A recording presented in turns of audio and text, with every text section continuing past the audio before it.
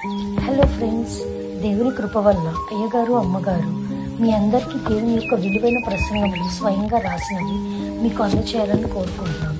మా పుస్తకంలో సిలువ ధ్యాన ప్రసంగములు 83 ప్రసంగములు, క్రిస్మస్ ప్రసంగములు 50 ప్రసంగములు, బైబిల్లోని స్త్రీల ప్రసంగములు 72 ప్రసంగములు, మోషే సుఖోపవాస ప్రసంగములు 63 ప్రసంగములు. ఈ పుస్తకములు అయ్యగారు అమ్మగారు స్వయంగా రాసినవి మీ అందరికీ అందాలని కోరుకుంటున్నాము. మా పుస్తకములు కావాల్సిన వారు కాంటాక్ట్ అవ్వాల్సిన numbers: Bapatla reverend doctor P Jayapal గారు, phone number 9866412025. Guntur doctor P Prasadarao గారు, ఫోన్ నెంబర్ 9413685994 అండ్ 9705789407. మా పుస్తకంలో మీరు తీసుకొని చదివి ఆదరణ పొంది దేవుని మహిమపరచాలని కోరుకుంటున్నాము. Don't forget to like the video. Thank you.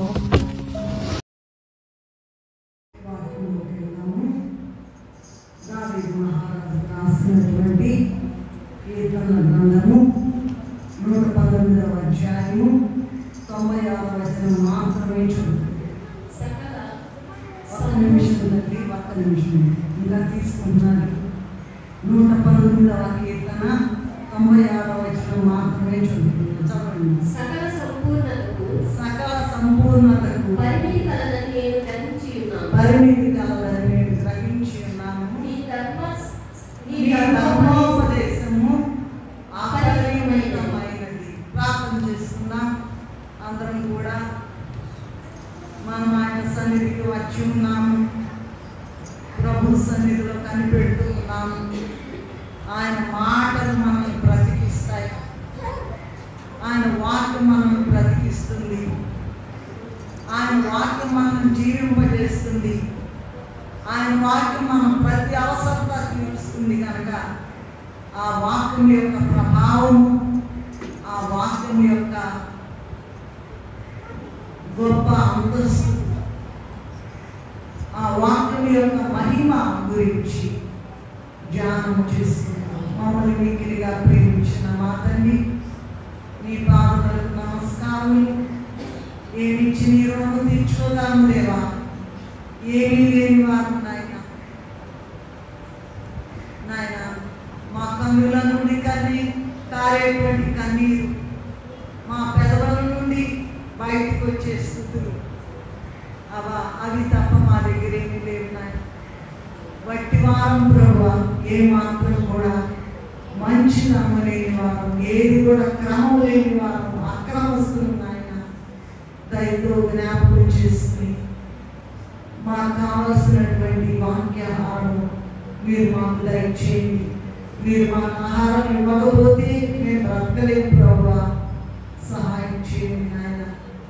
మీరే వాక్యమై ఉన్నారు కనుక మీరే మా మధ్యకు దిగి వచ్చి వేసి ఆ వాక్యం యొక్క మహిమను మాకు తెలియచేయమని మా మధ్యకు వచ్చి వేసిన మా యేసయ్య అతి పరిశుద్ధమైన నామములో ఎంతో వినయంతో వేడుకొని ప్రార్థిస్తున్నాము తండ్రి.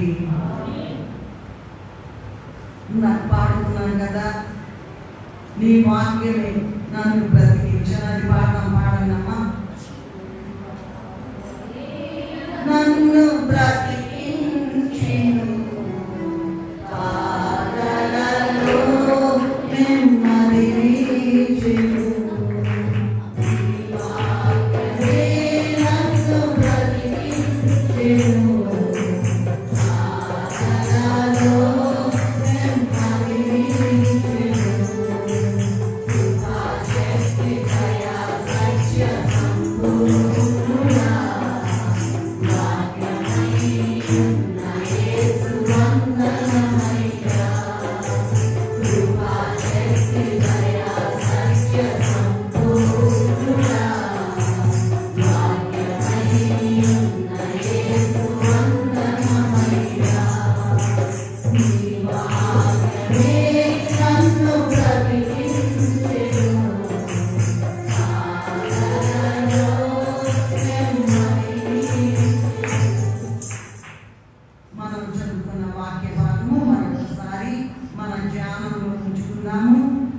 మనస్సుని అటు ఇటు పోనివ్వకుండా వాక్య భాగాన్ని మాత్రమే మనం ధ్యానం చేస్తున్నాం. సకల సంపూర్ణతకు పరిమితి కలదని నేను గ్రహించి ఉన్నాను. నీ ధర్మోపదేశము అపరిమితమైనది. మళ్ళా చదువుతాను చూడండి. సకల సంపూర్ణతకు, తెలుగు తెలిసిన అంటే చాలా బాగా అర్థం చేసుకోవచ్చు. సకల సంపూర్ణతకు పరిమితి కలదని నేను అంటే ఇక్కడ దావీదు మహారాజుగా చెప్తూ ఉన్నారు. నేను గ్రహించి ఉన్నాను, నీ ధర్మోపదేశము అపరిమితమైనది. చూడండి, భూమి మీద మనకు కనపడేటువంటి వస్తువులు, మనకు తెలిసిన అంశాలు, మనకు తెలిసిన విషయాలు, మనకు తెలిసిన సమస్యలు, వాటికి మనకు తెలిసిన పరిష్కారాలు అన్నిటికీ కూడా ఏదైనా తీసుకోండి, మనిషి పుట్టిన దగ్గర నుంచి కూడా చనిపోయే వరకు కూడా ఏ సంఘటన తీసుకోండి, పిల్లవాడో పిల్ల పుట్టారు అంటే అక్కడి నుంచి మొదలేసి చనిపోయి సమాధిలోకి వెళ్ళే వరకు కూడా ఏమంటారు? పుట్టాడు, తర్వాత గిట్టాడు, పుట్టింది, గిట్టింది అని మాట్లాడుకుంటారు.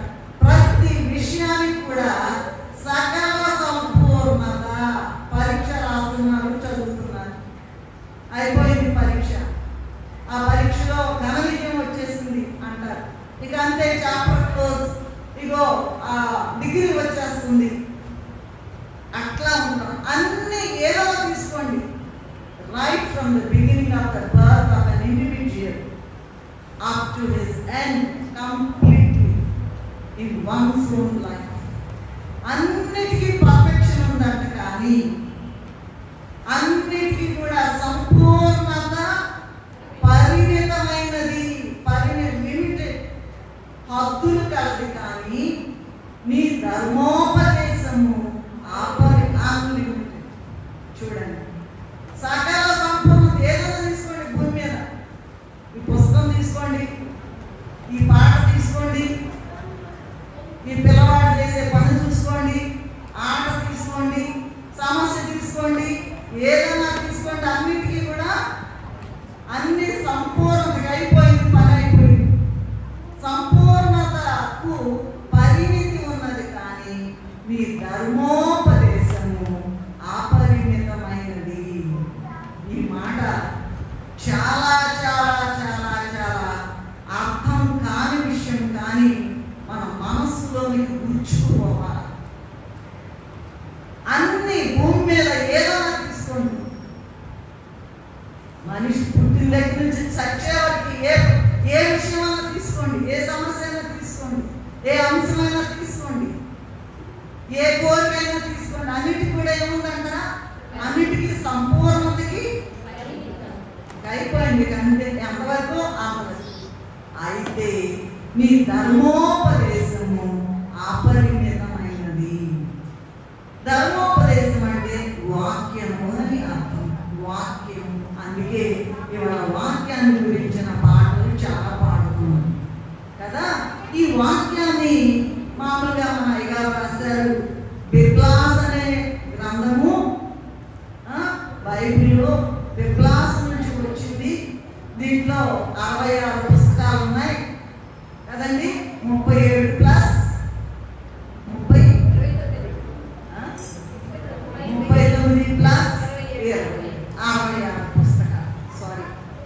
కనుక ఈ పుస్తకాలు మొత్తం కూడా ఏ వాక్య భాగం అన్నా తీసుకోండి, ఏ సెంటెన్స్ అన్నా తీసుకోండి, అపరిమితమైనది, మనకు అర్థం కాదని. ఇంగ్లీష్లో కొన్ని మాటలు ఉన్నాయి, మనకి తెలిస్తే ఇంగ్లీష్ వచ్చిన వాళ్ళు ఉన్నారు కనుక చాలా మాటలు ఉన్నాయి, కానీ ఒక 3-4 చెప్తాను. ఆమ్ని పొటెంట్ అంటారు, ఆమ్నిషియంట్ అంటారు, ఆమ్ని బెనివలెంట్ అంటారు, ఆమ్ని ప్రెజెంట్ అంటారు. వీటన్నిటికీ ఏంటంటే మొత్తం మొత్తం మొత్తం మొత్తం ఎంత మొత్తం తీసుకున్నా కూడా అపరిమితమైనది. There is no limit.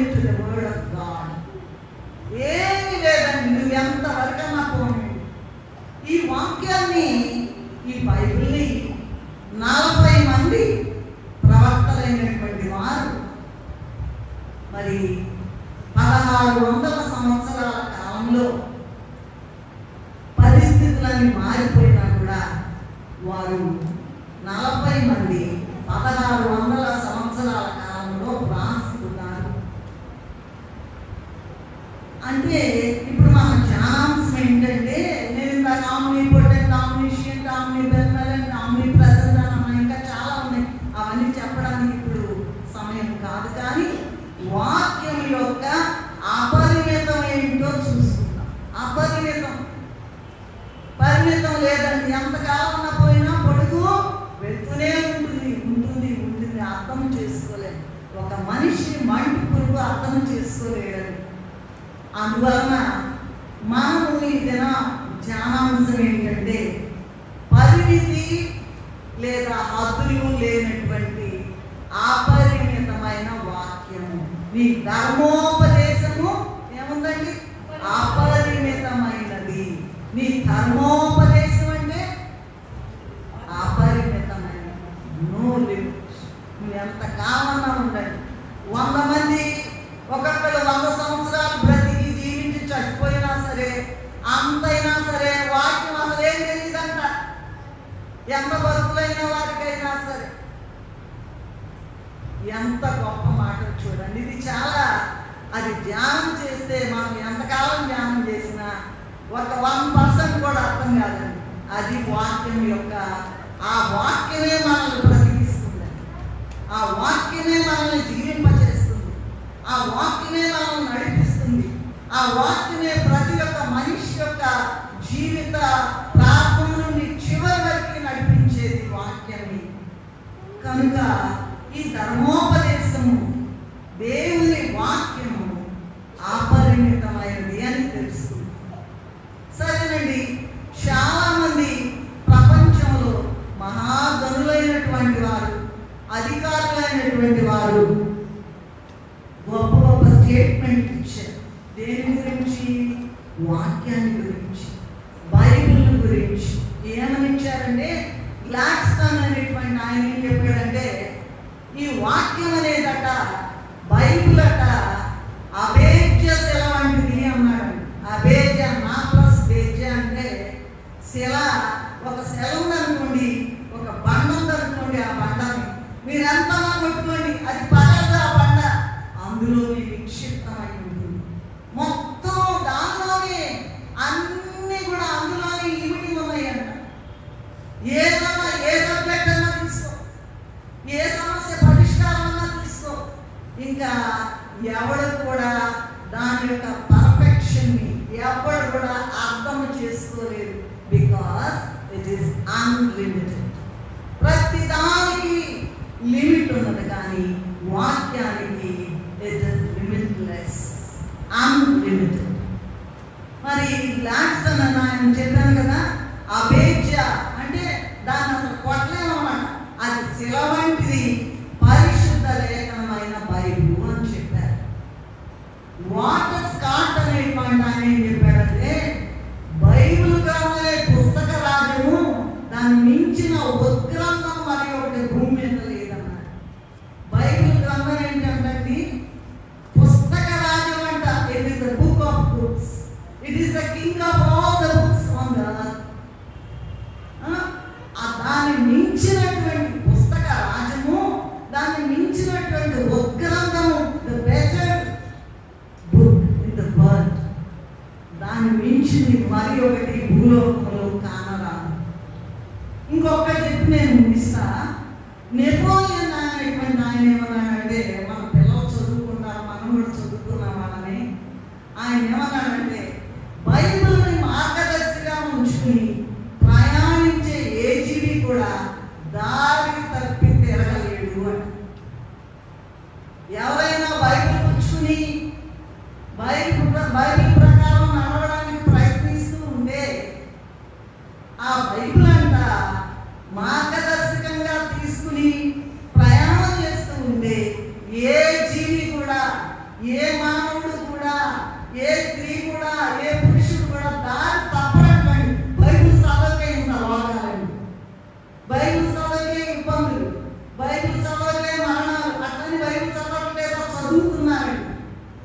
అయితే ఆయన స్టేట్మెంట్ అంటే ఏంటంటే ఎప్పటికైనా రైట్ వేలో వెళ్ళిపోతాడంట, ఎప్పటికైనా దేవుని దగ్గరికి చేరతాడంట. ఇలా చెప్పుకుంటూ వచ్చారు, చాలా మంది చెప్పారు. వాళ్ళందరి గురించి చెప్పడానికి సమయం లేదు. మనం అంశంలోకి వెళ్దాం. అపరిమితమైన వాక్యము లేదా దేవుని వాక్యము అపరిమితమైనది. ఏంటండి ఇది అంటే వాక్యం అంటే దేవుడే. ఒకసారి చూడండి, యోహాను 1వ అధ్యాయము 1వ వచనం చదువుతామండి. యోహాను 1:1 ఆదియందు వాక్యము ఉండెను, వాక్యము దేవుని యొద్ద ఉండెను, వాక్యము దేవుడై ఉండెను. మరొకసారి చదువుకున్నామా, మీ పుస్తకంలో చూసుకున్నామా? ఆదియందు వాక్యం ఉండెను, మధ్యలో రాలా, తర్వాత రాలా, సందుల్లో రాలా, గొంతుల్లో రాలా. ఇది రాజాది రాజ పుస్తకము. ఆదియందు వాక్యం ఉండెను, వాక్యము దేవుని యొద్ద, అక్కడి నుంచి వచ్చిందంట. వాక్యమే దేవుడై ఉండెను. ఎంత గొప్ప మాట చూడండి. అంటే వాక్యం అంటే ఇంకొక మాటలో చెప్పాలంటే ఆయన మాటలు, వాక్కులు గల పుస్తకమే వాక్యం. ఏంటంటే ఆయన వాక్కులు, మాటలు మాటలు మన మాటలైతే దుర్మార్గపు మాటలు, పిచ్చి మాటలు, అక్రమమైన మాటలు, అబద్ధమైన మాటలు. అలా కాదండి, దేవుని మాటలు గల పుస్తకమే బైబిలు అన్నారు. ఇంకొకటి చెప్తాను. ప్రకటన గ్రంథము 19వ అధ్యాయం 13వ వచనంలో చదువుకున్నట్లయితే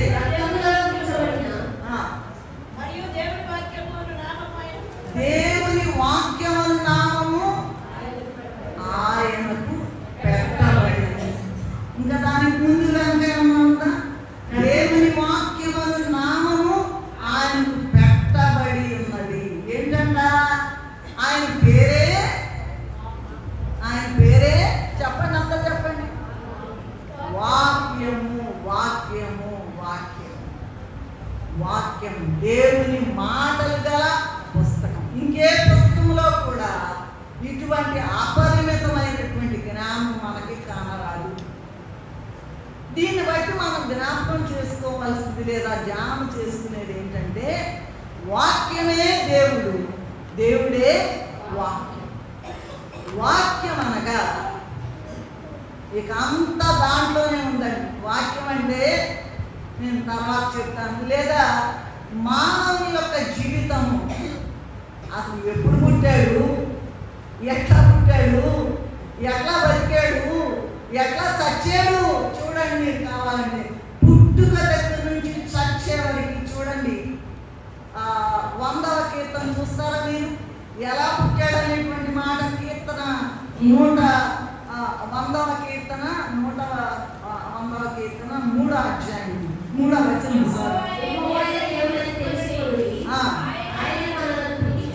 ఆయనే మనల్ని పుట్టించారు. ఎవరు పుట్టించారంట? అదిగో వాళ్ళ పెళ్ళయిందండి, వాళ్ళ పిల్లలు పుట్టారండి. ఎవరు పుట్టించారంటున్నారు? భర్త భార్యలో ఏమి లేదండి. పుట్టించారు ఎవరు? ఆయనే మనలను పుట్టించాను. ఎహెజ్కేలు గ్రంథంలో ఉంటుంది. మనం జన్మ విధమెట్లనగా అని ఉంటుంది. ఇప్పుడు అది తీట్లా పుడతారు కదండి మనుషులు. 100వ కీర్తన 3వ వచనము 90 చూడండి, 93 చూడండి, 93 మార్చుచున్నావు, నరులారా తిరిగి రండి పుట్టాడండి. 30 ఏళ్ళు బతికాడండి, 40 ఏళ్ళు బతికాడండి, 60 ఏళ్ళు బతికాడండి, 76 ఇష్టాలు అన్నారు కదండి. అదే అధిక బలం ఉంటే 80 ఏళ్ళు అన్నారు కదండి. లేదా 100 ఏళ్ళు అనుకుందాం. మరి ఆ తర్వాత అయినా సరే, తర్వాత అయినా ఏం పాట పాడతారు? చనిపోయినప్పుడు ఈ దేశం కాదయ్యా బాబు, ఇక పద నువ్వు ఎలగబెట్టింది ఈ భూలోకంలో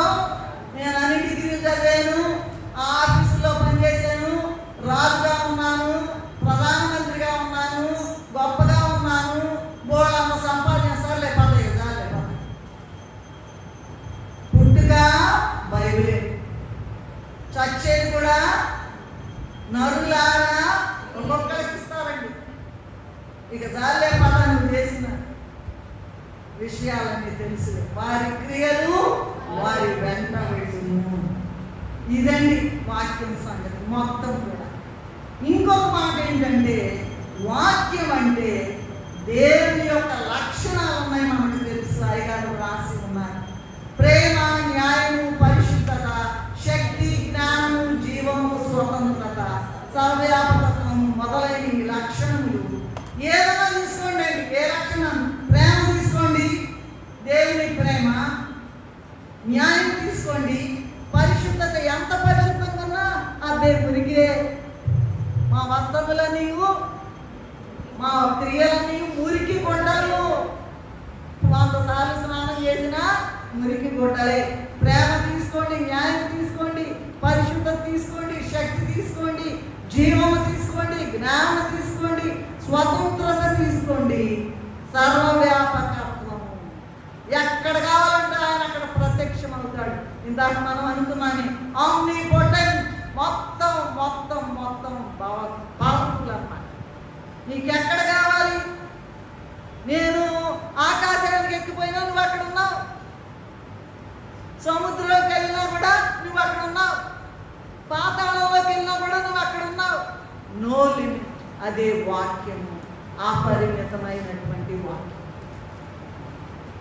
కనుక ధ్యానపరులు ఎవరైనా సరే వాక్యాన్ని ధ్యానం చేయడం మొదలు పెడితే వారి జీవితకాలం అంతా ధ్యానించినా కూడా సంపూర్తి కాదు. ఎందుకంటే ఇది అపరిమితమైనది. నువ్వు ఎంతనా చదువుకో చదువుకో చదువుకో చదువుకో. 100 సార్లు, ఒక 400 సార్లు చదివానని చెప్పింది ఒక స్టేట్మెంట్. ఇంకొక ఆమె 5,006 సార్లు చదివిందంట. నాకేం తెలియదంట. అదేంటంటే ఒక్కసారి కూడా చదవలేని మనలాంటి బుద్ధిహీనులకు ఏం చెప్పాలి? మొత్తం నీ పుట్టుక, నీ చావు, నా చావు, నా పుట్టుక మొత్తం ఎక్కడ ఉందంట? ఎక్కడ ఉందంట? 103, 93 చూసుకోండి. పుడతావు, తర్వాత మొత్తం కూడా A to Z. ఏమనుకుంటారంటే, అబ్బో మేము తెగ ఎరగబడ్డామండి. ఏమనుకున్నావు నేనంటే, ఏమనుకున్నామండి? ఏమీ లేదురా బాబు, ఏమీ లేదు. నరులారా తిరిగి రండి అని సెలవిచ్చు. వెళ్ళిపోవాలి. ఇక ఎవరైనా సరే, ఎంత గొప్ప అయినా, నువ్వు ఎంత గొప్పోడివైనా, ఎలాంటి వాడవైనా, నీ వెంట గనుడవైనా, ఎలాంటి వాడవైనా, నీ వెంట గనుడవైనా,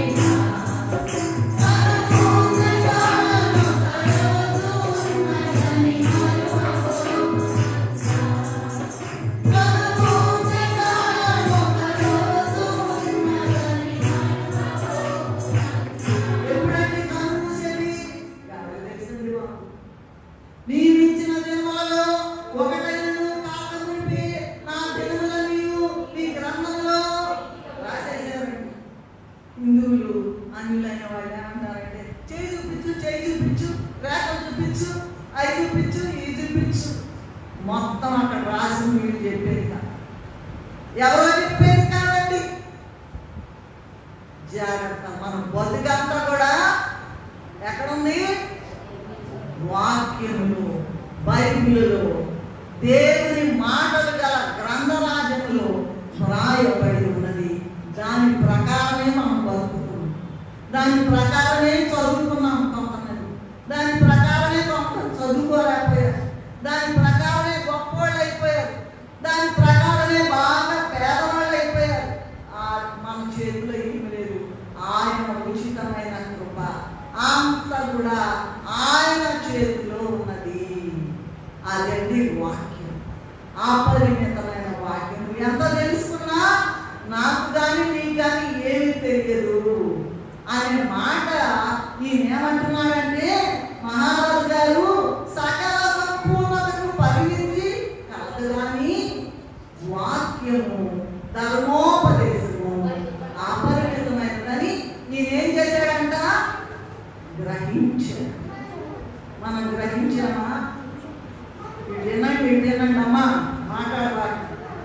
ఇటు వినండి, గ్రహించావా?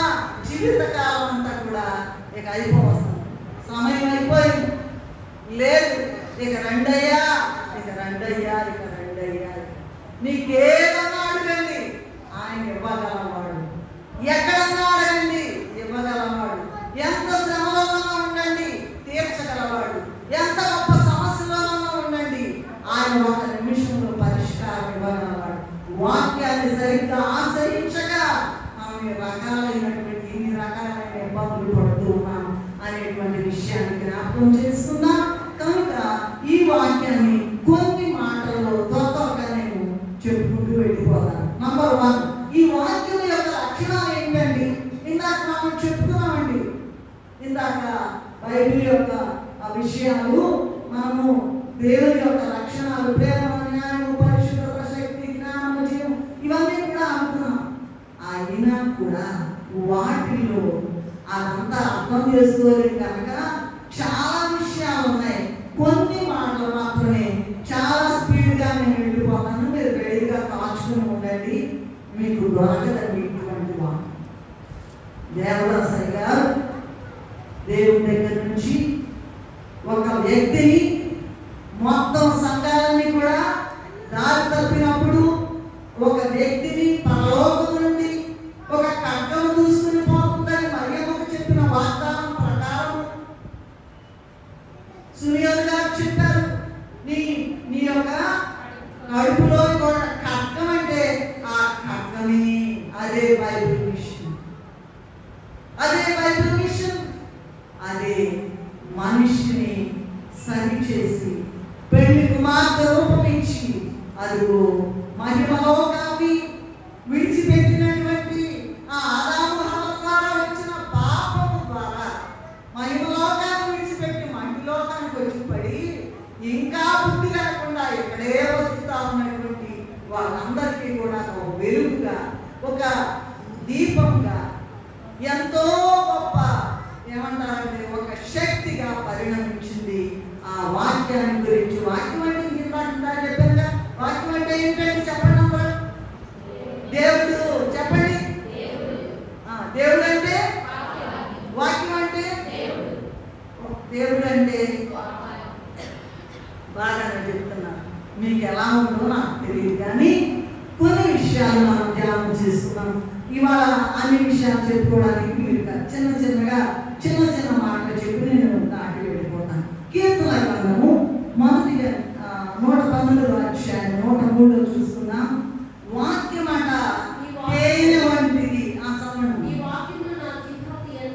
ఎంతో మధురములు, అవి నా నోటికి తేనె కంటే. ఏమండి చూస్తున్నారా? మనకి ఎంత చూడండి కాస్త. వాక్యం అంటే ఎలా ఉంది మనకి? ఏమన్నా ఉందా? చెప్పే వాళ్ళకు ఉందా? వినే వాళ్ళకు ఉందా? నాకుందా? నాకు దడ పుట్టిందండి ఈ వాక్యం వినేటప్పుడు. ఈ మాట రాసేటప్పుడు నాకు దడ వచ్చింది. నేను అయ్యగారుతో అన్నాను, అయ్యగారండి నాకేమో ఈ వాక్యం నాకు తేలినాక ఉండలేదు. అయ్యగారు అట్లా ఎందుకు అనుకుంటాను? కాదండి, భయం వేసిపోతుంది. వాక్యము తేనె వంటిది, నీకుందా? నాకుందా? నా నోటికి తేనె కంటే మధురంగా ఉన్నది అని దావీదు మహారాజు చెప్తా ఉన్నారు. అలాగే కీర్తనల గ్రంథంలోనే 19వ అధ్యాయం 10వ వచనం చూడండి. నీ వాక్యము తేనె కంటేను, జుంటి తేనెల దారుల కంటేను మధురమైనది. తేనె కంటేను ఇంకా రుచి అంటాడు, ఇంకా రుచి అంట. ఎలా ఉందో వాక్యం నీకు? ఏమా, వెళ్ళేవాళ్ళు వెళ్తున్నారు, వచ్చేవాళ్ళు వస్తున్నారు, తిరిగేవాళ్ళు తిరుగుతున్నారు. ఏమా, అస్సలు లెక్కే జమలేదు. ఎందుకండి మన బ్రతుకు?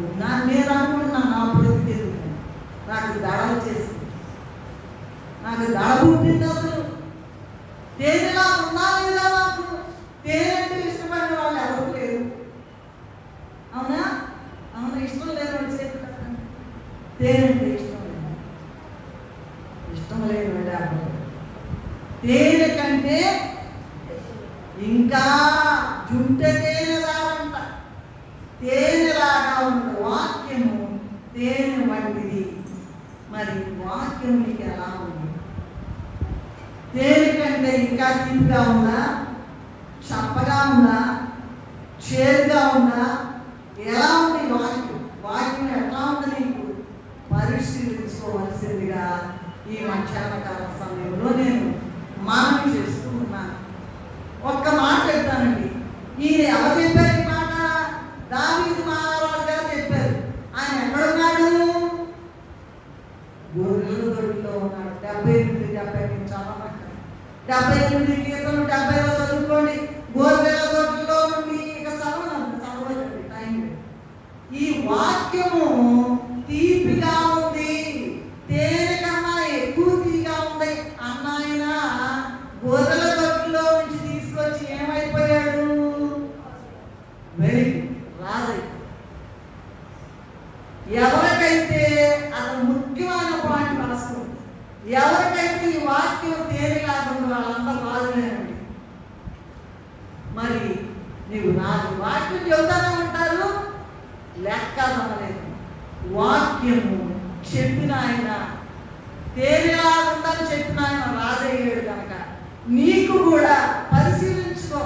నీకు కూడా వాక్యం తేలిలాగా ఉంటే, అంత రుచిగా ఉంటే నువ్వు కూడా రాజైపోతావు. అదే జీవిత సత్యం, అదే జీవిత సత్యం. లెక్క లేకున్నామనుకో, పేర్కొన్నామనుకో, పైకి భక్తి గలవారు లేదు, నీవు దాని శక్తి నాశింపగలుగుతున్నారనుకోండి, రాజు లేదు, సేవకుడు లేదు, ఏది లేకుండానే పరదేశము ప్రియుల. కనుక వాక్యము తేలిగా ఉంది అని చెప్పిన ఆయన రాజయ్యాడు కనుక ఎవరికైతే వాక్యము తీపిగా ఉంటుందో, తేలిగా ఉంటుందో, మీరందరూ రాజులైపోతారని రాసిస్తున్నాం ఇవాళ. తేలిగా మలుచుకోవడానికి, తేలిగా ఇష్టపడడానికి, తేలిగా త్రాగడానికి, జుర్రుకోవడానికి ప్రయత్నించండి. అదే వాక్య మర్మం. రెండవది, మేలిమి బంగారు వంటిది. కీర్తన గ్రంథము 119, 77, 72లో చదువుకున్నాం. వేల కొలది బంగారు వెండి నాణెముల కంటే నీవిచ్చిన ధర్మశాస్త్రము నాకు మేలు. అంతేనండి, ఆ సంతోషము. వేల కొలది వెండి బంగారు నాణెముల కంటే చాలా మాట. 119, 14 చదవండి.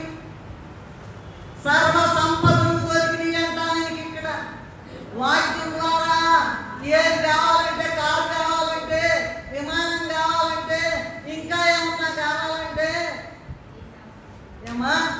ఇంకా ఏమన్నా కావాలంటే ఆయనకి సర్వ సంపదలు దొరికినట్లేనంటండి.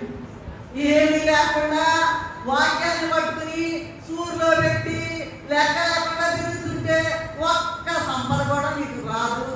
రాసి పెట్టుకోండి, గ్యారెంటీ.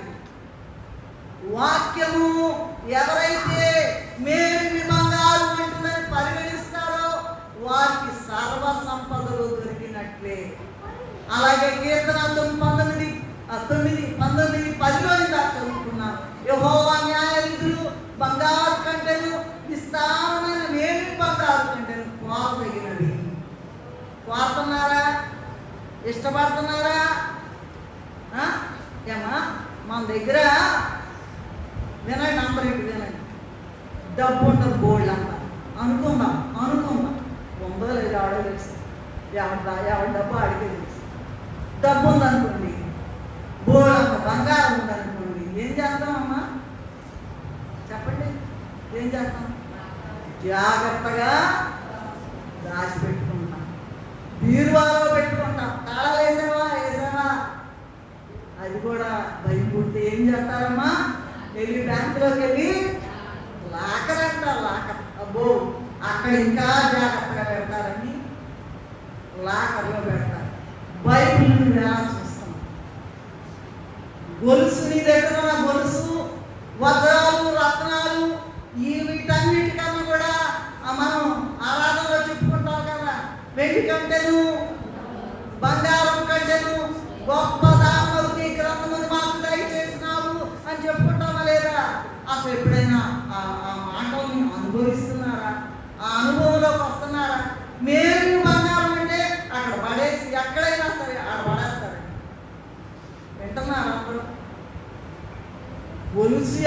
జాగ్రత్తగా అట్టి పెట్టుకుంటున్నాను, వడ్డాన్ని అంత జాగ్రత్తగా అట్టి పెట్టుకుంటున్నాను, బ్రేస్లెట్లు అంత జాగ్రత్తగా అట్టి పెట్టుకుంటున్నాను, హారాలు అంత అన్నారు. అన్నిటికన్నా కూడా నేర్చుకోగా వింటూనే ఉంటారండి. కాలుతో అన్ని సంపకి వెళ్ళిపోతాం. ఏంటది? ఆ మాటలు దేవుడు తీసే కాదు. పొట్టము వేసి రాయబడిన మాటలు వాక్యము వాక్యము వాక్యం. మరి బీరువాలో పెట్టుకున్నంత జాగ్రత్త బైబిల్ పట్ల నీకుందా? లాకర్లో పెట్టినంత జాగ్రత్త బైబిల్ పట్ల నీకుందా? వాక్యం పట్ల నీకుందా? చూసి దేని వంటిది? మేలుని బంగారము వంటిది. నంబర్ 3 చూసినట్లయితే వాక్యము దీపము వంటిది మరియు వెలుగు వంటిది. దీపం అంట ఎవరైనా సరే దెయ్యాలకైతే చీకటి బాగుంటుంది. చీకటి కారు చీకటిలో పోతా ఉంటారు దెయ్యాలు పోతా. వాక్యం అంట, వాక్యం ఉంటే వెలుగంట. వాక్యము దీపము మరియు వెలుగు వంటిది. 119 105 చాలండి దయచేసి. నీ పాదం, నీ వాక్యము నా పాదముల దీపమును నా త్రోవకు వెలుగై ఉన్నది. అలా అనుకుంటున్నారా మీరు? అమ్మా బైబిల్ చదువుతున్నారా? గొప్ప గొప్ప ఉద్యోగాలు చేయొచ్చండి, గొప్ప గొప్ప ఉద్యోగాలు చేయొచ్చు, గొప్ప గొప్ప చదువులు చదవచ్చు, గొప్ప సన్మానాలు పొందొచ్చు. పలానా అట్లా ఇట్లా ఇట్లా అని వాక్యం లేకపోతే సున్నా. వాక్యం లేకపోతేనే సున్నా. నువ్వు ఎన్నైనా ఎన్నైనా ఎన్నైనా అన్ని సున్నాని. వాక్యం ఉంటే అవేమీ లేకపోయినా గుండం చాలా సంపూర్ణం. కనుక వాక్యము దీపము మరియు వెలుగు వంటిది. అసలు మనము మిగతా అన్నిటికీ ఇస్తాం కదండి. అమ్మ 1,00,000 రూపాయలు చీర అంటాం, 16 నెక్లెస్ అంటాం. దాని సాటి సరిపోదా బంగారు? ఈ బైబిల్ మన చేతిలో ఉన్న బైబిల్ లెక్కుందా అసలండి? దేవుని యొక్క మహాత్మ గుఫ్ఫంటే ఎగిరిపోతామండి. గాలి వెసరు వెళ్ళి తిరిగి రానటువంటి గాలి అంటారండి. పొద్దున్నే పుష్పించి సాయంత్రం వాడవారేటువంటి ఆ పుష్పాలు లాంటి వాళ్ళని మనకి ఎందుకండి అంత పొగరు? పొగరు పట్టిన మాటలు మాట్లాడవాడండి. ఎందుకంత కాలం? ఎందుకంత పొగరు? మొత్తం వదిలిపెట్టి వాక్యానికి దండం పెట్టుకొని శాస్త్రాంగపడి నమస్కారం చేయండి. అయ్యా వెండి కంటెను బంగారం కంటెను గొప్పగా ఉంది గ్రంథం మాకు దయచేసావు కనుక నీకు కోటాను కోట్ల నమస్కారాలను చెప్పుకుంటున్నారా? ఎక్కడో ఆరాధనలో ఆడుకోవాలని చెప్తాను, అలా టీవీ చూడగానే ఆ మాట ఎగిరిపోతుంది. అలా కాదండి, దేవుడు ఎగిరింపబడడం జాగ్రత్త. ఎన్నిసార్లు నువ్వు వింటున్నావు ఈ విషయాలు, ఎన్నిసార్లు నువ్వు ప్రాధాన్యత ఇస్తున్నావు, ఎలా ఉందో నీకు వాక్యము అది జ్ఞాపకం చేసుకోవాల్సిందిగా దేవుని నామములో మరి విజ్ఞప్తి చేసుకున్నాం. యోహాను సువార్త 8:12 నేను లోకమునకు వెలుగై ఉన్నానని ప్రభువు చెప్తూ ఉన్నారు. వాక్యము గలవారు వెలుగులో ఉన్నారు, వాక్యము లేని వారు చీకటిలో ఉన్నారు. చూడండి, అలాగే 119 130 చదవండి. 119 130 చదవండి. నీ వాక్యము వెల్లడి అంత చూడని వెలుగు కలుగును, వెలుగు లేని వారికి. మా పిల్లోడు సరిగ్గా చదవట్లేదండి, మా అమ్మాయి చదవట్లేదండి, అందరికన్నా ఆఖరి ర్యాంక్ వస్తుందండి, అదండి ఇదండి వాగుతూనే ఉంటారు. బైబిల్ చదివించరు. బైబిల్ ఎవరైతే చదువుతారో, వాక్యాన్ని ఎవరైతే గౌరవిస్తారో, వాక్యం అంటే దేవుని మాటలే, దేవుడికి దండం పెట్టుకో. అయ్యా చదవట్లేదయ్యా, మార్కులు రావట్లేదయ్యా, ర్యాంక్ రావట్లేదయ్యా, క్లాస్ రావట్లేదయ్యా, ఎన్ని సబ్జెక్టులు అన్ని తప్పాడయ్యా. ఎందుకండి? ఎందుకు ఆ తప్పడం? అది నీ జీవిత రహస్యం. వాక్యాన్ని గౌరవించడం లేదు. వాక్యము దీపము వంటిది మరియు వెలుగు వంటిది. దేవుని వాక్యము వినేవారు, దేవుని వాక్యము చదివేవారు, దేవుని వాక్యాన్ని ధ్యానించేవారు గొప్ప ఎదుగుదల అవుతారంటే. ఇందాక కొన్ని స్టేట్మెంట్ చెప్పాను కదా నేను, వాళ్ళందరూ బైబిల్ని గౌరవించిన వాళ్ళే. నమస్కారం విక్టోరియా మహారాణి ఏంటండి, రవి అస్తమించని సామ్రాజ్యం అన్నారు కదా, మీ రాజ్యం ఏంటి, ఆ విజయానికి మీ రహస్యం ఏంటండి? మీరు అంత గొప్పని, అంత గొప్పగా ప్రపంచం మొత్తంలో కూడా మీరు వెలుగుతున్నారు కదా, ఏంటి ఆ రహస్యం అంటే, జాగ్రత్తగా వ్యానిటీ బ్యాగ్ లో నుంచి బైబిల్ తీసుకుందో పరిశుద్ధ గ్రంథము చొప్పున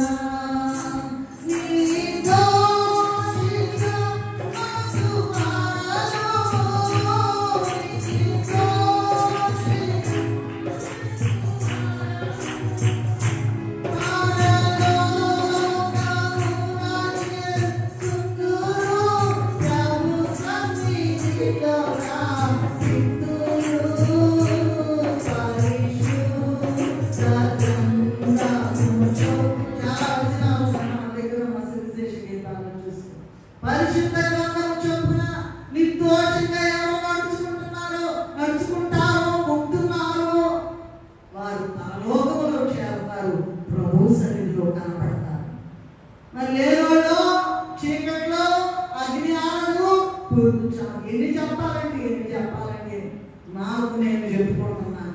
నా వేటంటే ఆయన నన్ను చూపిస్తుంది, నాకు బుద్ధి లేకుండా ఉన్నాను. నేను ఆ మాట దేని వాటిని అనగానే అయ్యగారు భయం వేసిపోతుంది నాకు ఆ వాక్యం చూస్తే.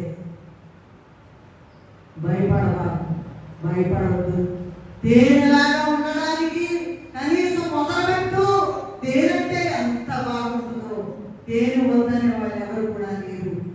కనుక ఆ వాక్యము దీపము మరియు వెలుగు వంటిది. తెలివి లేని వారికి తెలివి కాదు కలిగిస్తుందట. వాక్యాన్ని వినేవారు, వాక్యాన్ని చదివేవారు, వాక్యాన్ని ధ్యానించేవారు గొప్ప తెలివి గల వాళ్ళు అవుతారు. తల్లిదండ్రులు అందరూ ఆందోళన చేసుకున్నాము. చదవనోళ్ళు, చదువు రానోళ్ళు, తక్కువ ర్యాంకులు వచ్చేవాళ్ళు, వాళ్ళు నీకెందుకు రాదు పుస్తకం తీసి రాస్తారంట కొంతమంది. నీకెందుకు రాదా, ప్రోగ్రెస్ రిపోర్ట్లో సంతకాలు పెట్టరు, అక్కడ నీ మొహానికి ఎందుకు అంటారు. బైబిల్ చదివచ్చు, చూసుకో, ఛాలెంజ్. అదండి వాక్యము దీపము మరియు వెలుగు వంటిది. నాకు చూసినట్లయితే వాక్యము ఆహారం వంటిదండి. మీకు తెలుసా ఆహారం? బైబిల్ అంటే ఆహారం అని మీకు తెలుసండి. గొప్ప ఆహారం భూమి మీద ఉండేటువంటి గొప్ప గొప్ప 5 స్టార్ హోటల్స్ ఉన్నాయి కదా, ఇంకా ఏమన్నా గొప్పవి ఉంటే 10 స్టార్ లేకపోతే 100 స్టార్ వాటన్నిటికన్నా గొప్ప ఆహారం బైబిల్లో ఉందో చూసుకోండి. ఇర్మియా గ్రంథము 15వ అధ్యాయము 16వ వచనంలో చూసినట్లయితే, నీ మాటలు నాకు దొరకగా వాటిని నేను భుజించితిని. ఈయన దత్తమా వాక్యం దొరికిందంట, తినేస్తున్నాడు అంటండి. ఇంకా ప్రకటన 10:10లో చూడండి, యోహాను గారు ఆ గ్రంథాన్ని నేను తిరిగివేసింది అంటూ ఉన్నారు యోహాను గారు. ఏమండి, యోహాను ప్రకటన గ్రంథము 10వ అధ్యాయం 10వ వచనంలో చూడండి. చాలా టైం. ఎహెజ్కేలు గ్రంథము 3వ అధ్యాయం 1వ వచనంలో దేవుడే ఎహెజ్కేలు ప్రవక్త గారికి తినిపించాడట. చదువుతారా త్వరగా? దేవుడే తినిపించాడంట. నాకు తినిపించగా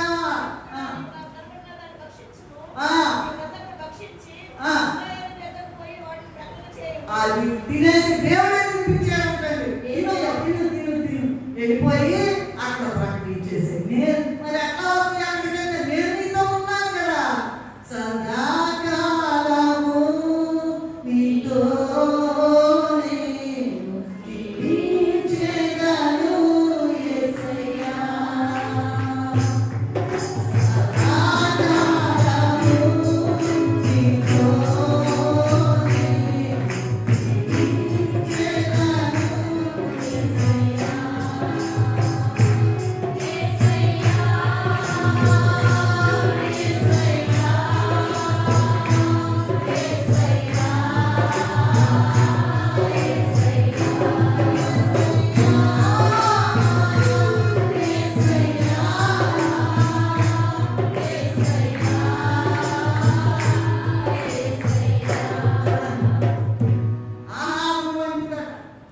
ఇర్మియా గ్రంథం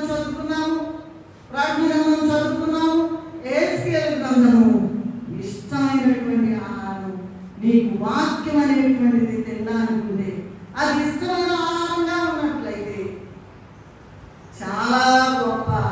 ఈ లోకంలో లభించే ఆహారాలన్నిటికన్నా కూడా గొప్పవాడు. ఎప్పుడన్నా నీరసంగా ఉంటాయా అంటే మా బాబు ఏం చెబుతాడంటే, ఎంచులు తాగాడు, ఎంచులు తాగు. నిజమేనండి, ఎంచులు తాగితే బాగానే ఉంటుంది. ఈ ఆహారం తింటే ఎంచులు ఎందుకు పనికిరాదండి బాబు? గొప్ప ఆహారం తెలియక అవి తెచ్చుకున్నాం, ఇవి తెచ్చుకున్నాం, అట్లనే తెచ్చుకోవద్దని నేను అంటలేదండి. దయచేసి ఆ ప్రార్థన చేసుకోకండి.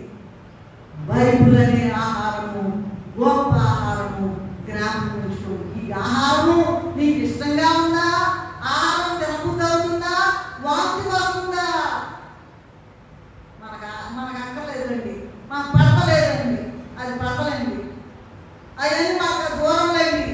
అట్లాగే జీవితకాలం అంతా కూడా అట్లాగే నీచపు బ్రతికి వెళ్ళిపోవడం ఆహారం వంటిదని. ఇంకా చూసినట్లయితే వాక్యము అగ్ని వంటిది. ఇర్మియా గ్రంథము 23వ అధ్యాయము 28వ వచనంలో చూసినట్లయితే నా మాట అగ్ని వంటిది కాదా? అగ్ని కాకి పారేస్తుంది, జాగ్రత్త. అగ్ని అగ్ని అగ్ని అగ్ని.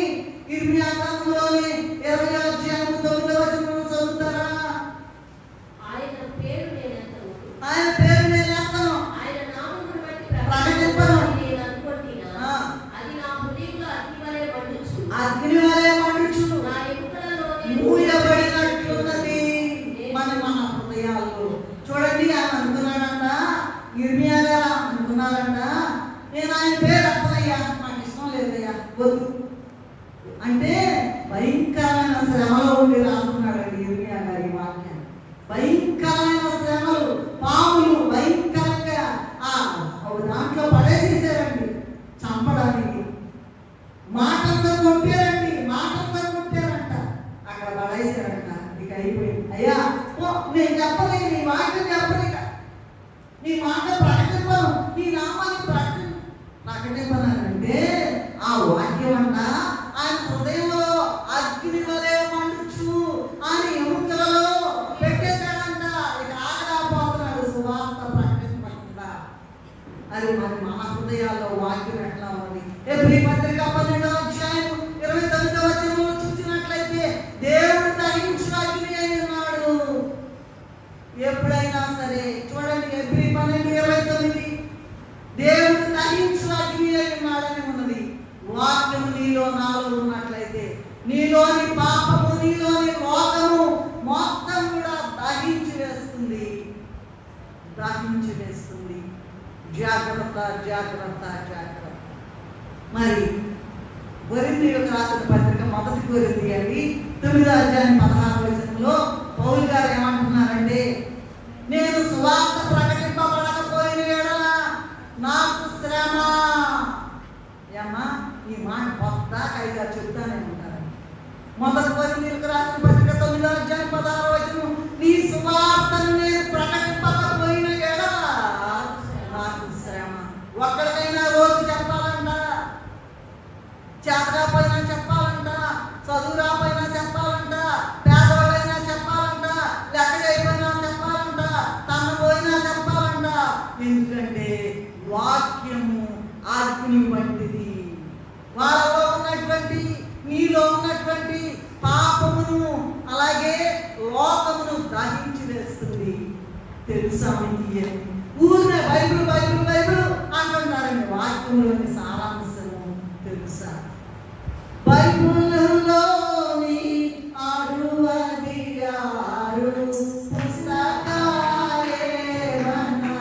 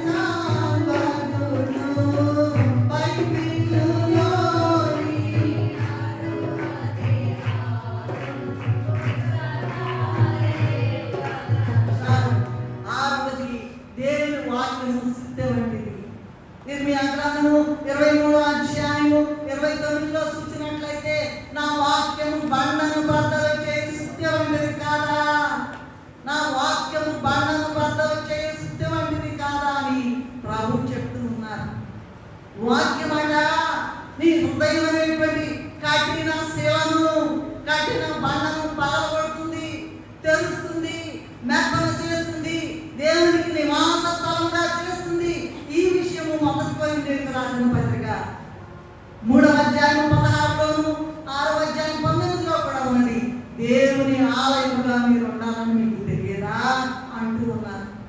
హృదయం నిండా కూడా ఏమండి చెత్త విషయాలు, చెత్త మాటలు, వాళ్ళ మీద ఇల్లు మీద ఆడిపోసుకునే మాటలే తప్ప వాక్యము నీలో ఉన్నదా? ఎప్పుడైనా సరే వాక్యం చదువుతున్నామంటే నీ పాపం, నీ హృదయంలో ఉన్న పాపము, రోగము మొత్తం కూడా సుత్తిలాగా కొట్టి పడేస్తుందట, మెత్తన చేస్తుందట. ఏదైనా నీ హృదయంలోకి రావడానికి గొప్ప మార్గాన్ని సరళం చేస్తుందట. ఈ విషయమే 1 కొరింథీ 3:16, 6:19 కూడా మనం చూస్తాం. తర్వాత చూసినట్లయితే వాక్యము విత్తనము వంటిది. అదేంటంటే ఇది సీడ్. వాక్యం విత్తడానికి విత్తే గింజలాంటిదా, ఒక విత్తనం లాంటిదా? చూడండి మీరు లూకా సువార్త 8:11 చూసినట్లయితే విత్తనము దేవుని వాక్యము. విత్తనమే దేవుని వాక్యము. చదువుతారమ్మా.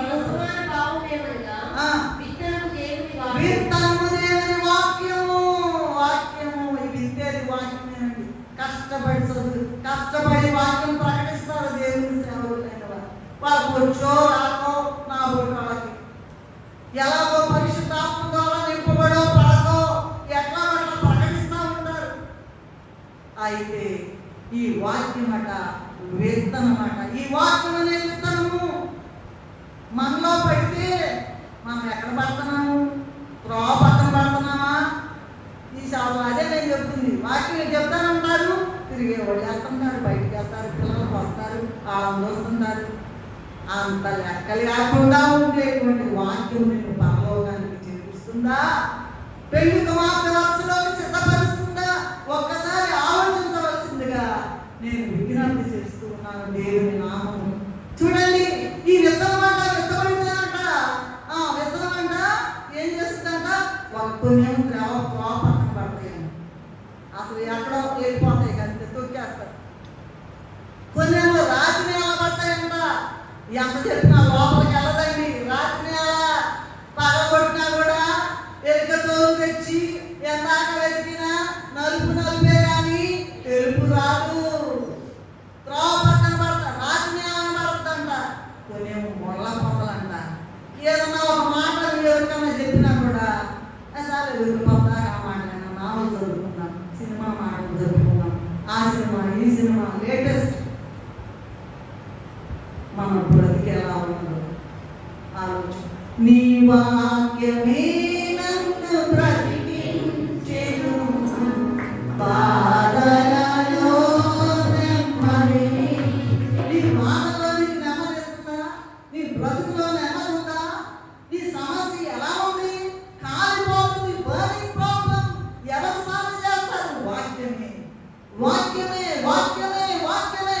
ఎన్నిసార్లు చెప్పిన సొల్యూషన్, ఆ ప్రాబ్లంకి సొల్యూషన్ వాక్యమే. కనుక ఇదిగో చూడండి, మరి ఎక్కడ ఈ వాక్యాన్ని విని విత్తనం జరుగుతుంటే ఎక్కడ పడుతున్నావు? త్రోవ పక్కన పడుతుందా? రాత్రి ఎలా పడుతుందా? ముళ్ళ పక్కన పడుతుందా? లేదా ఇవన్నీ కాదండి, మంచి నెల పడ్డామనుకుంటే మళ్ళీ అందులో 3 రకాలు ఉన్నాయి. 30 అంతలు, 60 అంతలు, 100 అంతలు. 30 అంతలు, 60 అంతలు, 100 అంతలు. ఎవరైనా పర్ఫెక్షన్ రావాలంటే 100 మార్కులు, 100కి 100 మార్కులు రావాలంటారు. 30 అంతలే, అంతవరకే. ఎంత ఎక్కినా కూడా గొర్రెతోక. ఆ గొర్రెల సంగతి మన సంగతి చూసుకోండి. మన సంగతి చూడండి, మన బతుకు చూడండి. ఎవరో సంగతి ఎందుకండి ఆడిపోసుకుంటారు? ఎవరో సంగతి ఎందుకండి విమర్శిస్తారు? ప్రభువునే అన్నారు,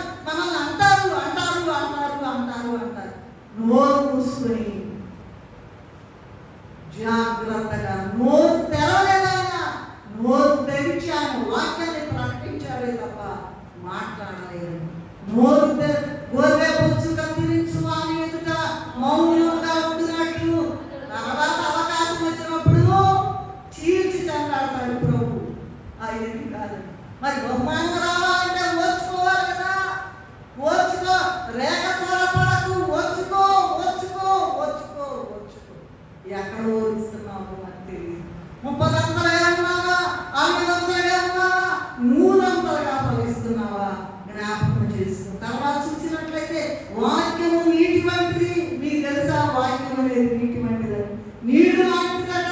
ఎఫెసీయులకు రాసిన పత్రిక 5వ అధ్యాయం 27వ వచనంలో వాక్యం అంట, మనమంట దేవుడు అంట వాక్యమని దేవుడు వాక్యముతో మనల్ని ఉదక స్నానం చేస్తా అంటే బాప్తిస్మము, ఉదక స్నానం చేస్తా పవిత్రపరచి పరిశుద్ధ పరచుటకు తాను తాను అప్పగించుకోలేను. నువ్వు ఎంతన్నా సరే, మురిగా ఉన్నా సరే, అబద్ధాలన్నా సరే, బూతులు మాట్లాడినా సరే, ఆవేదన ఆడిపోసుకుంటున్నా సరే, దేవుడు నీ కొరకు నా కొరకు సిలువలో రక్తం కాచి ఆ కారుతున్నటువంటి ఆ స్వరముకు ఆయన ఇదిగో ఆయన పిలుస్తున్నాడు, రండి రండి రండి రండి, యేసు యొద్దకు రండి, మీకు ఏం కావాలన్నా ఇచ్చేస్తా, వెలుగు కావాలంటిస్తా, వెండి కావాలంటిస్తా, బంగారం కావాలంటిస్తా, అధికారం కావాలంటిస్తా. ఆయన్ని వదిలేసి వాక్యం వైపు చూడబాబండి. కనుక వాక్యము నీటి వంటిది. అలాగే మరి యెషయా గ్రంథం అప్పుడు అయ్యగారు ఎప్పుడు చెప్తారు, యెషయా గ్రంథం 27:3లో ఏముందండి, ప్రతి నిమిషము వాక్యం అనే నీరు కట్టుచున్నాడట, వాక్యం అనే నీరు, అందుకని వాళ్ళు బ్రతుకుతున్నారంట. అందుకని కీర్తన గ్రంథం 1వ అధ్యాయం 2వ వచనంలో ఉన్న వారికి ఈ మాట సరిపోతుంది. ఎందుకో తెలుసా, దివారాత్రులు వాళ్ళు ధ్యానిస్తున్నారు కనుక దేవుడు అంట ప్రతి నిమిషము నీకు నీరు కట్టి చెట్టు, ప్రతి మనిషి ఒక్కొక్క మనిషి ఒక్కొక్క చెట్టు, ఒక్కొక్క మనిషి ఒక్కొక్క చెట్టు. చూడండి చూడండి అమ్మాయి చూడండి, వాక్యం అనేటువంటి చెట్టు, మనిషి అనేటువంటి చెట్టు, మనిషి అనేటువంటి చెట్టు. ఆ చెట్టు కంట ప్రతి నిమిషము నీరు కడుతున్నాడట. నువ్వు వాక్యం చదవకపోతే, వాక్యం వినకపోతే, వాక్యం ధ్యానించకపోతే, వాక్యం 24 గంటలు నీ మనసులో జ్ఞానం లేకపోతే కట్ అయిపోయింది. గొడ్డలి చెట్ల ఉన్నది, గొప్పోడు అనుకోవచ్చండి, మహామానవుడు అనుకోవచ్చు, నథింగ్ డూయింగ్, ఆయన అవతలకి వెళ్ళిపోం. జాగ్రత్త, వాక్యము వాక్యము వాక్యము నీటి వంటిది. కనుక వాక్యము చేత యెషయా 27:3 ప్రకారం ఆయన నీరు పోస్తూ ప్రతి దినము కూడా జీవమిస్తూ నిన్ను బ్రతికిస్తూ ఉన్నారండి, నిన్ను బ్రతికిస్తూ ఉన్నారు. తర్వాత చూసినట్లయితే వాక్యము ఖడ్గము వంటిది. జాగ్రత్త చూసుకోండి, ఎఫెసీయులకు రాసిన పత్రిక 6వ అధ్యాయం 17వ వచనంలో చూసినట్లయితే దేవుని వాక్యము ఆత్మ ఖడ్గమట, ఆత్మ ఖడ్గమట, ఇది శత్రువుని ఎదిరిస్తుంది. ఎఫెసీయులకు రాసిన పత్రిక 4వ అధ్యాయం 12వ వచనం చదవండి. దేవుని వాక్యము సజీవమై బలములై రెండు అంచులుగా ఎటువంటి ఖడ్గమునైనను వాడిగా ఉండి ప్రాణాత్మలను కీడను ముక్కును విభజించినంత మట్టుకు దూర్చు, శోధించు. వాక్యము ఏంటంటండి, ఆత్మ ఖడ్గము, ఖడ్గము వంటిది వాక్యము. ఈ రెండు అంచులు ఉంటాయండి. ఒక అంచెను భయంకరమైన శ్రమంలో వారు ఉన్నామన్నంట ఆవరించుదంట. నీకెందుకు నేనున్నా, నీకేందుకు లేదు, నేనే తండ్రిగా ఉంటా, నేనే చూసుకుంటా అని, నీకెందుకు దిగులు అంటారంట, ఆవరిస్తుందట. ఇంకో వైపు ఏంటంటే, ఎన్నిసార్లు చెప్పినాను వినని వాడు మరి తిరుగులేక హఠాత్తుగా మరణించును. జాగ్రత్త, ఎన్ని వస్తున్నాయో నీకు, జాగ్రత్త, ఎన్ని వస్తున్నాయో, ఎన్నిసార్లు చెప్తున్నాడో. ఇక చూసి చూసి చూసి కదా, ఇక చాలు, ఇక చాలు. ఎన్నిసార్లు చెప్పినను వినని వాడు మరి తిరుగులేక హఠాత్తుగా మరణించును. వాక్యము ఖడ్గము వంటిది. ఆ ఖడ్గము నీలో ఉన్నట్లయితే ఎంత ఎంత భయంకరమైన సాధారణమైనా సరే తుత్తుని చేసి పడేస్తుందండి. అలాగే ఎంత శరీరాన్ని ఎంత ఆటంగా పెట్టిన బయలు చదవకు, ప్రార్థన చేయవాకు, చర్చికి వెళ్ళవాకు, సన్నిధి కొట్టాలకు వెళ్ళవాకు. కొంతమంది బాగా టూర్లు వెళ్తూ ఉంటారు, అయ్యాలి అటు వెళ్ళాలి కదండి, అటు వెళ్ళాలి, కరెక్టే. కరెక్ట్. వాక్యానికి నువ్వు ఎంత విలువిస్తున్నావు,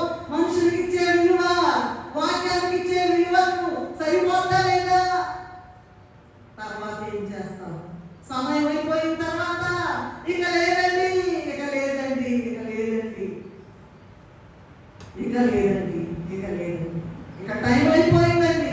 ఇంకెంతకాలం మా దేవుడు, ఇంకెంతకాలం చదువుతాడు? రండి రండి రండి రండి రండి యేసునిలో తప్పు రమ్మనుచున్నాడు. ప్రయాసపడి నవ్వు కొలువాడదు,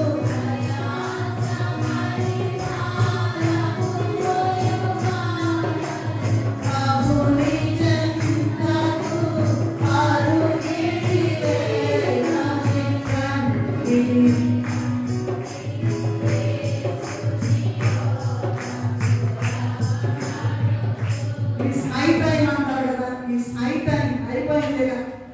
ఇక అయిపోయింది. ఎంతకాలం ఓర్చుకోవాలమ్మా, ఎంతకాలం ఓర్చుకోవాలయ్యా నీతోటి, ఎంతకాలం ఓర్చుకోవాలమ్మా నీతోటి అని అంటున్నాడు. ఎంతకాలం ఎంతకాలం ఎంతకాలం? యేసు ప్రభువా నేనెంతకాలం, యేసు ప్రభువా నేనెంతకాలం వృధా చేసింది నా జీవితమంతటి. అయ్యయ్యయ్యో, నా ఇష్టమే, నా సౌఖ్యమే, నా సొగసే, నా స్నేహమే, ఇదే నాకు కనబట్టి వేసయ్యా. అట్లా కాదు, అట్లా కాదు, అట్లా కాదు. నా ఇష్టమే, నా సొగసే, నా స్నేహమే, ఇదే నాకు మేలనుకున్నావు. అట్లా కాదు, అట్లా కాదు. యేసయ్య దగ్గరికి రండి, వాక్యాన్ని గౌరవించండి, మేలు బంగారం కన్నా ఎక్కువని పరిగణించండి. అప్పుడు నీవు గొప్ప మేలు పొందుతావు. కనుక వాక్యము ఖడ్గము వంటిది. సాతానుతో పోరాడుతున్నీలో ఆ వాక్యం ఉన్నట్లయితే ఆ ఖడ్గము శరీరము మోకరించబాకు, మందిరానికి వెళ్ళబాకు, కోటానికి వెళ్ళబాకు, ఉపవాసపడడానికి వెళ్ళబాకు. శుక్రవారమే అక్కడ గొప్ప కార్యాలు జరుగుతుంది. అక్కడికి వెళ్ళకుండా తెలుస్తుందండి.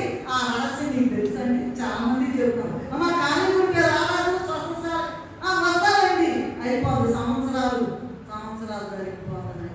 దేవుని దగ్గరికి రావాలి, దేవుని దగ్గరికి రావాలి. దేవుడి వాక్యము, వాక్యమే దేవుడు. వాక్యము ఖడ్గము వంటిది. ఆ ఖడ్గము నీలో ఉన్నట్లయితే, ఆ వాక్యము నీలో ఉన్నట్లయితే అది ఖడ్గంగా ఉండి, ఖడ్గముగా ఉండి నీలో మన సాతాను తుత్తు నేలు చేసి తిరగొట్టాము రాస్తుంది. అంతేకాదు నిన్ను మార్చి, నీ శరీరాన్ని మార్చి, నీ శరీరంలో ఉన్నటువంటి దుర్మార్గతంతా పోగొట్టి ఆయన రక్తం ద్వారా, రక్తము ప్రవహిస్తూ ఉన్నదట నీ కొరకు నా కొరకు. అదిగో పరలోక రాజ్యానికి వారసుగా చేరుస్తుంది. చూచినట్లయితే వాక్యం అంట జీవం అంట, జీవమైన వాక్యము చావంటిది.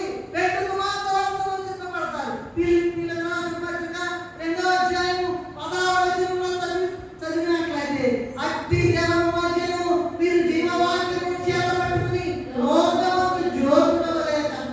ఏమండి జ్యోతులాగా ఉన్నామా?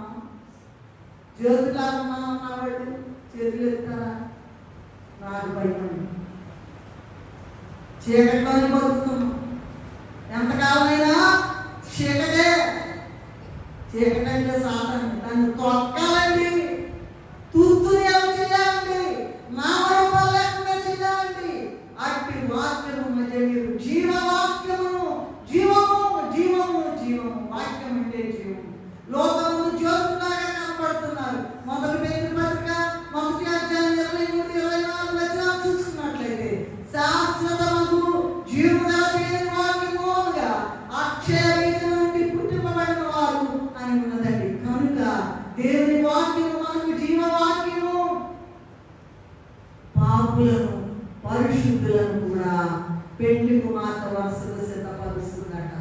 పెళ్లి కుమార్తె వరుసను తెలుస్తాను మనకి ఎంత చెప్పినా కూడా ఎక్కడండి బాబు, ఎందుకంటే దెయ్యం లోపల దెయ్యం ఉంది అని చేస్తుంది. కష్టం లేదు, ఇంకేం పోరాడతామండి, పోరాడలేము.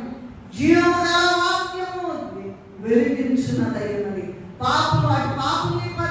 పాపుల్ని వెలిగిస్తుందట, పరిశుద్ధులు కూడా వెలిగిస్తుందట. మరి మరి ఇంకా చూసినట్లయితే విమర్శకర్త అయి ఉన్నది. వాక్యము విమర్శకర్త అయి ఉన్నది. ఇందాక చదువుకున్నాం హెబ్రీయులకు రాసిన పత్రిక 4వ అధ్యాయం 12వ వచనంలో చూసినట్లయితే త్వరగా చదవాలమ్మా దయచేసి. చదువు. దేవుని వాక్యము సజీవమై బలముగలదై రెండంచులుగా ఎటువంటి వాడిగా ఖడ్గము కంటెను.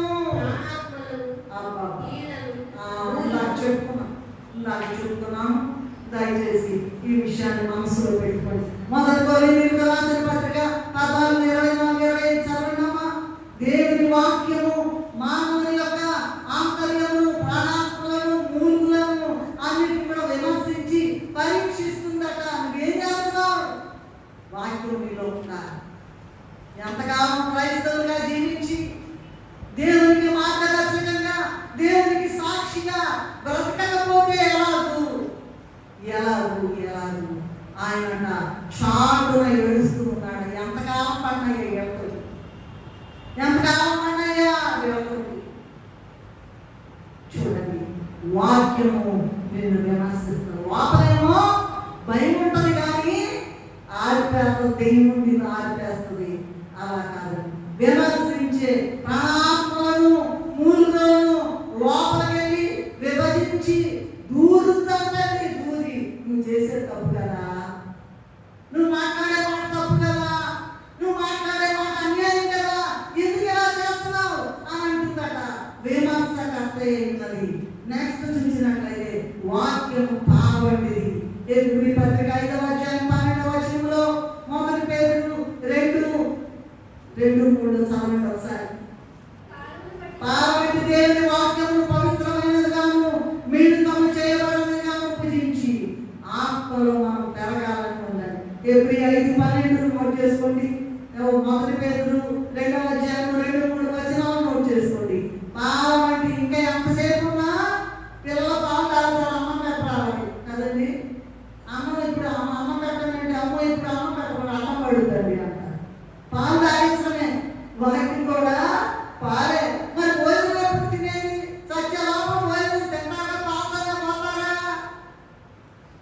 పాల వంటి వాక్యం, పాల వంటిది. తర్వాత చూసినట్లయితే అర్థం వంటిది.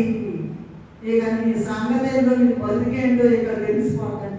యాకోబు పత్రిక 1వ అధ్యాయం 23వ వచనంలో చదవండి. అలాగే 2వ కొరింథీ 3:18 చదవండి దయచేసి.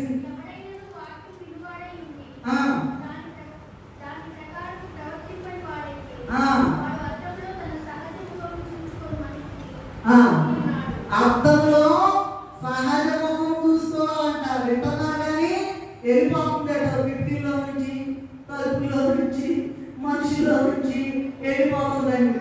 అలా కాదండి. 2వ కొరింథీయులకు రాసిన పత్రిక 3వ అధ్యాయం 18వ వచనంలో దేవుని వాక్యము అర్థంలో పోలిస్తాయి.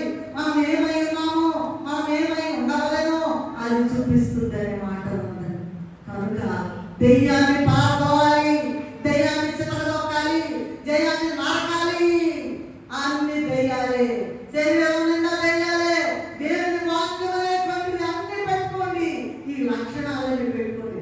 దెబ్బగా మారిపోద్ది దెయ్యము, సాతాను, చీకటి శక్తులు మొత్తము పారదోలబడకపోతే నీకు పరలోకంలో అవకాశం లేదు. పెళ్లి కుమార్తె అవసరం లేదు, మహిమలోకంలో నీకు సభ్యత్వం లేదు. ఎంతకాలం వాక్యం ఎంత గాలి వదిలేస్తున్నావో ఆలోచించుకో. చివరిగా అవును, నిజముగా సజీవుడైన ప్రభువే వాక్యము. మరి మొట్టమొదటి దానికి నేను వస్తున్నా. యోహాను 1:1 ఆదియందు వాక్యము ఉండెను, వాక్యము దేవుని యొద్ద ఉండెను, వాక్యము దేవుడై ఉండెను. ప్రకటన 19:13 దేవుని వాక్యము మానవానికి పెట్టబడి ఉన్నది. యోహాను 1:14 ఆ వాక్యము శరీరధారి అయి కృపా సత్య సంపూర్ణుడుగా మన మధ్య నివసించెను.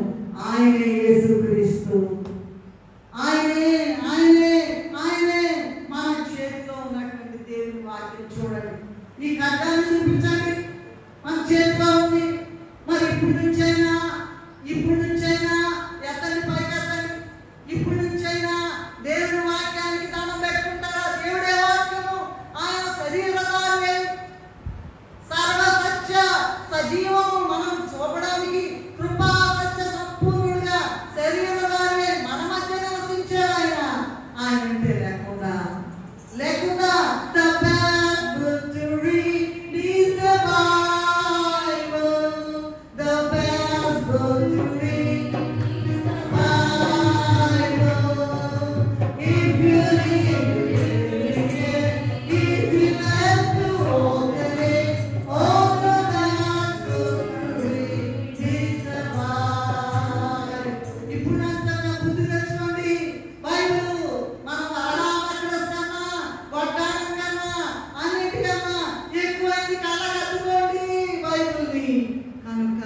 దేవుని వాక్యము, ఆయనే మన చేతిలో ఉన్న వాక్యము.